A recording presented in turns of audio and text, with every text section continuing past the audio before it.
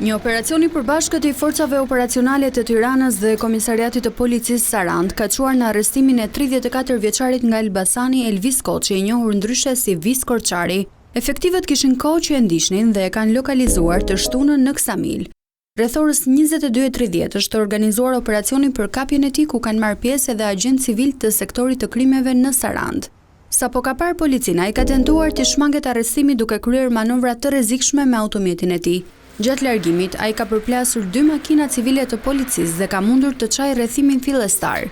Menjëherë pas ngjarjes është organizuar ndjekja, ndërsa nga Saranda janë angazhuar edhe forcat të FNSH-s.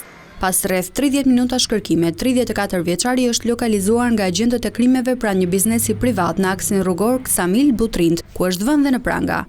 Policia ka sekuestruar gjithashtu automjetin me të cilën lëvizte, i cili rezulton i regjistruar në emër të vëllait të tij. Vis Korçari është një emër i njohur për drejtësinë, i përfolur për përfshirje në përplasjet e grupeve kriminale në Elbasan. Ai u arrestua në vitin 2022 nga SPAK në kuadër të operacionit Plumbi Art, ndërsa u lirua rreth një vit më vonë.